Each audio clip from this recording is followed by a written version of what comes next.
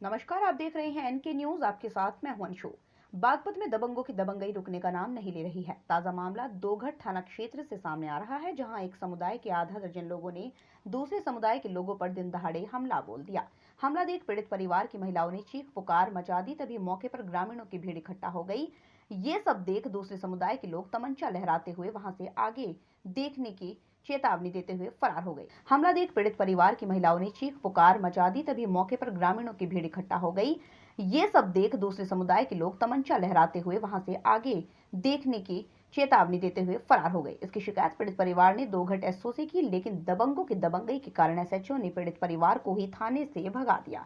पीड़ित परिवार भयभीत होकर बागपत एसपी कार्यालय पहुंचा, जहां उसने दबंगों के खिलाफ एक शिकायती पत्र देकर कार्रवाई की मांग की। पुलिस शिकायती पत्र के आधार पर पूरे मामले की जांच में आपका? मेरा नाम सरवर है जी। आप एसपी कार्यालय पर आए हो, क्या पूरा मामला? तो एसपी कार्यालय पर सर हम इसलिए आए हैं, कल दिन के 1 बजे की घटना है सर।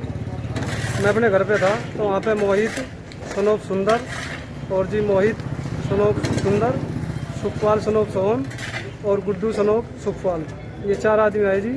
एक के हाथ में तमंचा था, एक के हाथ में बलकटी थी, एक के हाथ में फावड़ा था और एक के हाथ में जो है जी दराती थी। तो उन्होंने मेरे पे वार किया तो मैंने देख कर किसी तरह जान बचाई, मैं भाग गया वहाँ से।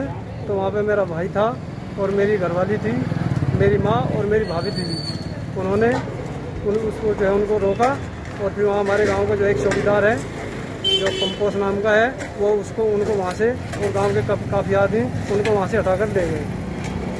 तो वो मुझे जान से मारने की धमकी दे के गया है कि अब के तो तू बच गया और अब के मौका पाते ही हम तुझको जान से मार देंगे। आपने इसकी एफआईआर कहीं पर की है? जी सर, मैंने कल एफआईआर जो है दोघट थाने में दी थी सर।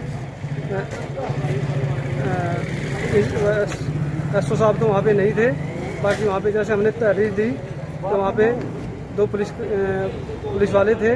उन्होंने कहा ठीक है, हम अभी आपकी तहरीर ले लेते हैं और उनको भी उठा के लाते हैं। बाकी इसमें सर अभी तक कोई कार्रवाई नहीं हुई। तो अब आप क्या चाह रहे हो? अब हम ये चाह रहे हैं सर कि हम जो है हमारी जान माल की सुरक्षा की जाए और उसको जो है अभी उठा उसमें कार्रवाई की जाए। और हमें मनोवर है जी, मनोवर। कहाँ से आए, इसमें बसाए क्यों आए, क्या मामला? सर मिलाने से आए जी। हमने अब से 12 साल पहले उनकी जाटों की ज़मीन खरीदी थी। ठीक है।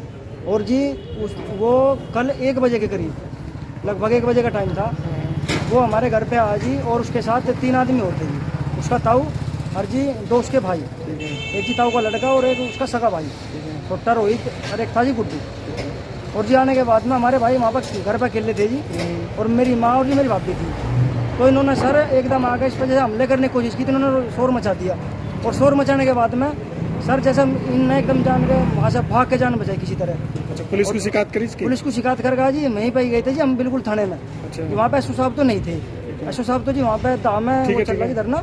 तो वहाँ पे 2 पुलिस वाले मिले जी हमें, तो एक लेडीज कांस्टेबल। अब यहाँ से क्या आश्वासन मिला तुम्हें? अब इन्होंने कहा जी हमें उनको जी आप वहाँ पे थाने में जाओ, हमने फ़ोन कर दिया है और आपके इस पर कार्रवाई होगी। हम अपनी जान का पूरा खतरा है जी सर। हम तो घर जब जाएंगे जी जब हमारी कुछ सुरक्षा होती है, वरना हम तो अपना काम छोड़ते हैं। रात तो बच्चे भी नहीं सोए। और जी हमारे बच्चे भी नहीं सोते जी, हमें जी रात तो परेशानी हो रही सर पूरी, हमारा खेत में गई है। मुकेश कुमार, बागपत।